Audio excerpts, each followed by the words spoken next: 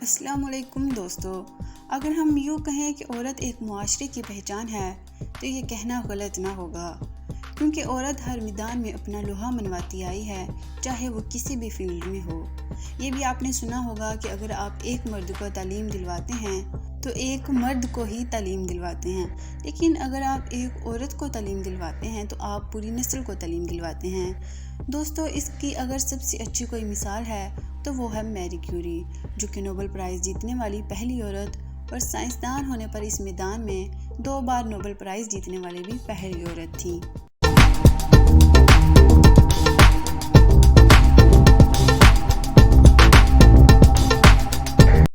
اور اس سے بڑی بات یہ بھی کہ میری کیوری کے علاوہ اس کی فیملی کے تمام ممبرز کو یہ نوبل پرائز مل چکا ہے، جس میں ان کی 2 بیٹیاں اور ان کے شوہر شامل ہیں۔ آپ کو بتاتے چلیں کہ نوبل پرائز دنیا کا سب سے بڑا ایوارڈ ہے جو کسی بھی میدان میں سب سے اچھا کام کرنے والے لوگوں کو دیا جاتا ہے، لیکن اتنی کامیابیاں پانا میری کیوری کے لیے بالکل بھی آسان نہیں تھا۔ تو دوستو، بنا وقت ضائع کیے ہم ان کے بارے میں ڈیٹیل جانتے ہیں، لیکن اس سے پہلے اگر آپ نے ہمارے چینل کو سبسکرائب نہیں کیا تو ہمارے چینل کو سبسکرائب کریں اور بیل آئیکن کو پریس کریں تاکہ ہر آنے والی نئی ویڈیو آپ تک پہنچ سکے۔ میری کیوری 7 نومبر 1867 کو پولینڈ کے شہر وارسا میں پیدا ہوئی۔ میری کیوری کا پورا نام ماریا سکلوڈسکا کیوری تھا۔ ان کی والدہ ٹیچر اور والد پروفیسر تھے۔ ایک پڑھی لکھی فیملی میں پیدا ہونے کی وجہ سے میری کیوری بھی شروع ہی سے پڑھائی میں بہت اچھی تھی، لیکن جب میری کیوری پیدا ہوئی تو اس وقت عورتوں کی تعلیم دلوانا اچھا نہیں سمجھا جاتا تھا۔ ان کے والد اکثر سماجی برائیوں اور لوگوں کے حقوق کے لیے آواز اٹھایا کرتے تھے، اسی وجہ سے انہیں نوکری سے بھی نکال دیا گیا۔ اس کے بعد انہیں جو نوکری کرنی پڑی اس میں سیلری بہت کم تھی۔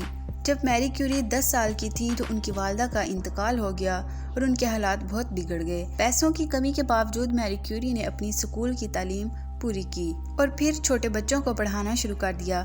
وہ آگے بھی پڑھنا چاہتی تھیں، لیکن گورنمنٹ کی طرف سے اسکول کے بعد پڑھائی پر پابندی تھی، اس لیے انہوں نے فلائنگ یونیورسٹی میں ایڈمیشن لیا۔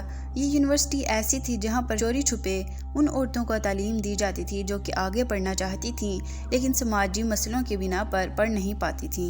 ٹیوشن کے دوران ایک امیر خاندان کی لڑکی جس کو میری پڑھاتی تھی، اس کا بھائی میری میں دلچسپی لینے لگا اور دونوں نے شادی کا فیصلہ کیا، لیکن جب لڑکے کی والدہ کو پتہ چلا تو اس نے سارے نوکروں کے سامنے اس کی عزت نفس کی توہین کی اور غریبی پر طعنے دیے، جس پر سب ملازم ہنسنے لگے۔ اور اس وقت میری نے فیصلہ کیا کہ وہ زندگی میں اتنی عزت اور شہرت کمائے گی کہ پورا پولینڈ اس کے نام سے پہچانا جائے گا۔ 1891 میں وہ اپنی بہن کی مدد کی وجہ سے ہائر ایجوکیشن کے لیے پیرس آ گئیں اور فزکس کی ماسٹر ڈگری پوری کی، ساتھ ساتھ وہ ریسرچ بھی کرتی رہیں۔ ادھر بھی انہوں نے بہت سی مشکلات کا سامنا کیا۔ جتنی بھی ان کے پاس جمع پونجی تھی وہ اسی میں ہی اپنا گزر بسر کرتی تھیں۔ اس کے کمرے میں بجلی، گیس اور کوئلوں کی انگیٹھی تک نہیں تھی کہ ٹھنڈ سے بچ سکے۔ جب سردی برداشت سے باہر ہو جاتی تو وہ اپنے سارے کپڑے نکالتی تھی، آدھے بستر پر بچھاتی اور آدھے اپنے اوپر اوڑھ لیتی، حتیٰ کہ اپنی ساری کتابیں اور کرسی بھی اپنے اوپر گرا لیتی تھی۔ پورے 5 برس اس نے ڈبل روٹی کے سوکھے ٹکڑوں اور مکھن کے سوا کچھ نہ کھایا۔ وہ بستر پر بیٹھے بیٹھے بے ہوش ہو جاتی، جب ہوش آتا تو وہ اس کو نیند قرار دے کر خود کو تسلی دیتی۔ ایک روز وہ کلاس میں بے ہوش ہو گئیں۔ ڈاکٹر نے جب اس کا معائنہ کیا تو کہا کہ دوا کی بجائے آپ کو ایک گلاس دودھ کی ضرورت ہے۔ اس طرح پڑھائی مکمل کرنے کے بعد میری کو ایک لیب کی ضرورت پڑی، تب یونیورسٹی کے پائری کیوری نے اس کو لیب فراہم کی اور وہ ایک ساتھ لیب میں کام کرتے۔ اس طرح دونوں نے شادی کر لی۔ 12 ستمبر 1897 کو میری کے ہاں ایک بچی پیدا ہوئی جس کا نام ایرن جولیٹ کیوری تھا، لیکن پھر بھی میری کیوری نے اپنی ریسرچ میں کمی نہیں کی اور انتھک محنت کی۔ 1903 میں ان کو نوبل پرائز دیا گیا۔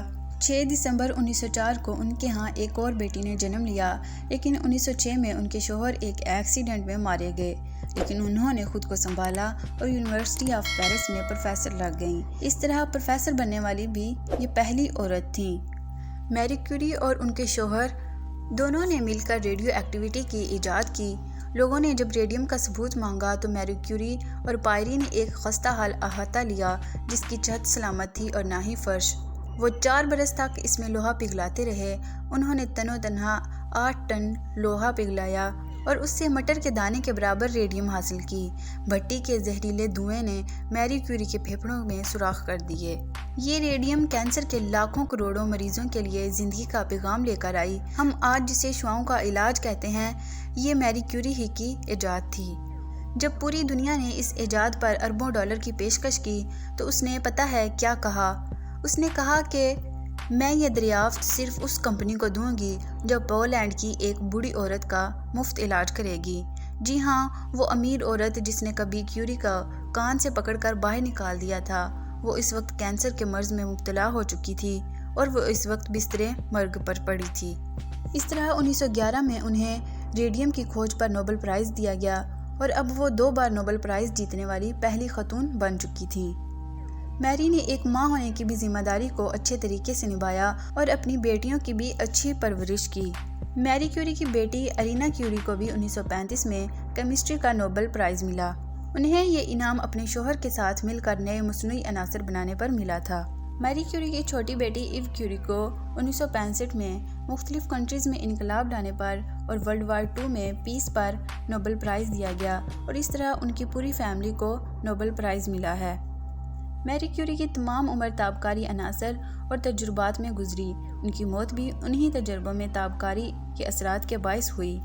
پیرس کی نیشنل لائبریری میں وہ ڈائری بھی موجود ہے جس میں وہ روز اپنے تجربات اور مشاہدات کی وجہ سے تابکار ہو چکی ہے۔ اسے لیڈ کے باکسز میں محفوظ جگہ پر رکھا گیا ہے تاکہ دیکھنے والوں پر اس کے تابکاری اثرات نہ پڑیں۔ اس ڈائری میں تابکاری ریڈیم کے ایٹمز بھی ہیں۔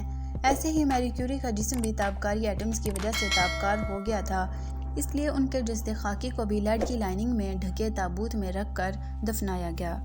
تو دوستو، میری کیوری کی یہ کہانی یہ ثابت کرتی ہے کہ خواتین بھی جب کسی شعبے میں قدم رکھتی ہیں تو مردوں سے کسی طور پر بھی کم نہیں ہوتی۔ دوستو، اس دنیا میں روزانہ کتنے لوگوں کی توہین ہوتی ہے، لیکن توہین کا وہ احساس جو کہ ایک غریب اور عام لڑکی کو میڈم کیوری بنا دے، تو وہ احساس اللہ تعالیٰ کسی کسی کو نصیب کرتا ہے۔ یہ احساس ایک قیمتی ترین چیز ہے اور ہمیں چاہیے کہ اس کمزور لمحے کو اپنی کامیابی میں ڈالیں، اور یہ ہمارے اوپر ڈیپینڈ کرتا ہے کہ ہم اس بنیاد کے پتھر پر کتنی اونچی عمارت تعمیر کرتے ہیں یا پھر رونے دھونے میں وقت ضائع کرتے ہیں۔ دوستو، ویڈیو اچھی لگی ہو تو لائک کریں اور اپنے دوستوں کے ساتھ شیئر کریں اور کامنٹس سے اپنی رائے کا اظہار ضرور کریں۔ ملتے ہیں نیکسٹ ویڈیو میں، تب تک کے لیے اللہ حافظ۔